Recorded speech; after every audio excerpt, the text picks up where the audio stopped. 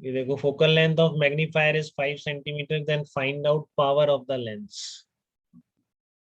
तो power of the lens क्या होती है, 1/f। तो बहुत सिंपल है, अगर मीटर में कन्वर्ट कर दोगे तो डायप्टर में आ जाएगी। Magnifying power of the lens for relaxed and strained eye. तो ये आपको याद है क्या फार्मूला मैग्नीफाइंग पावर का? कल बोला था मैंने।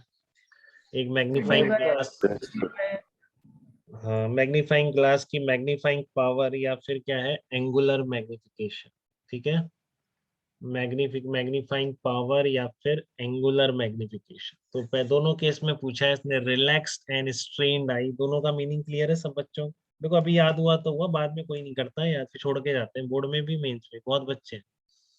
ठीक है, अभी आपने ढंग से लिख लिया, एक बार याद कर लिया तो फिर हर बार कर लोगे। अभी कहा नहीं हम बाद में कर लेंगे, तो फिर बाद कभी आता ही नहीं इसका।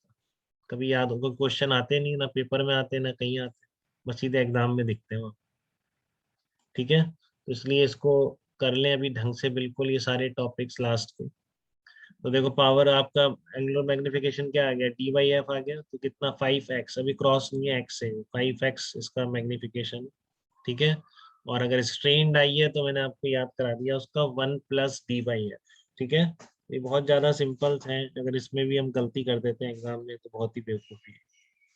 ठीक है, 1 + d/f कितना हो जाएगा आपका, 1 + 5 = 6। तो मिनिमम मैग्निफिकेशन और मैक्सिमम मैग्निफिकेशन, ये आपको पता है, कल बताया था मैंने कि मिनिमम मैग्निफिकेशन किसी भी आपके कॉन्वेक्स लेंस का क्या है, एंगुलर मैग्निफिकेशन, या फिर उसी को आप क्या बोल सकते हैं, सिंपल माइक्रोस्कोप बोल सकते हैं, वो होता है d/f।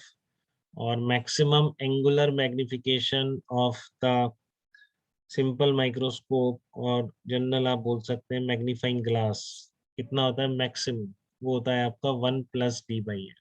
ठीक है, क्लियर है सबको? तो ये पहला प्रॉब्लम था।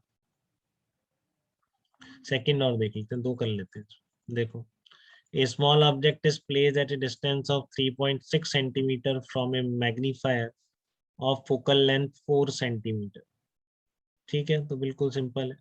then find out position of the image, linear magnification and angular magnification। तो ये क्वेश्चन मैंने बस इसलिए दिया है कि एंगुलर मैग्निफिकेशन केवल दो ही चीजों में निकाला जाए, ऐसा जरूरी नहीं, किसी भी नॉर्मल क्वेश्चन में आपसे पूछ सकता है।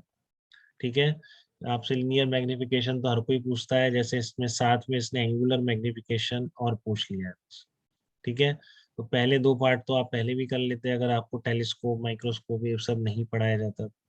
ठीक है ना, क्योंकि मैग्नीफायर का मतलब क्या है, सिंपल कॉन्वेक्स लेंस। तो पहला जो 3.6 सेंटीमीटर पे रखोगे, फोकल लेंथ 4 है, ठीक है, तो वी की वैल्यू कितनी आ गई, -36 सेंटीमीटर। ठीक है, लीनियर मैग्निफिकेशन क्या होता है, v/u, वो तो वही रहेगा, कितना आया 10। अब एंगुलर मैग्निफिकेशन में यहाँ पे ध्यान नहीं आता, फिर जनरली लोग सोचते हैं कि d/f ही पूछा होगा, उनमें से एक लिखे आते हैं और गलत हो जाता है। ठीक है, मैंने शुरू में ही आपको निकलवाया था ना ये फार्मूला, कैपिटल d/u। हाँ, तो इसका ध्यान रखना, ये है तो u कुछ भी हो आप हमेशा निकाल सकते हो, जब फोकल फाइनल इमेज इन्फिनिटी पे हो जाती है तब ये एफ एफ बन जाता है। ठीक है, अभी आपने कहा रखा है 3.6 पे, तो सिंपल लिखो, इन दोनों की जरूरत ही नहीं है इस पार्ट के लिए, सीधा ही आपको पता है d/u होगा एंगुलर मैग्निफिकेशन। कितना हो गया, 25/3.6, 6.9x हो गया। ठीक है, तो ये ध्यान रखेंगे बेटा, इस मैग्नीफायर के केस में एंगुलर मैग्निफिकेशन केवल दो ही चीजों का नहीं है। कभी जनरल इस तरह से पूछ ले तो d/u आंसर हो जाए, क्योंकि देखो इतनी याद करते करते हमारे दिमाग में वही सेट हो जाता है, एंगुलर मैग्निफिकेशन क्या, d/f या 1 + d/f, बट इसके अलावा भी कुछ भी हो सकता है, क्योंकि बेसिक मीनिंग क्या है एंगुलर मैग्निफिकेशन का, θ/θ।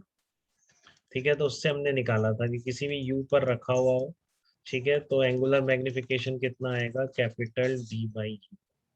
ठीक है, तो ये गलती मत करना कभी भी।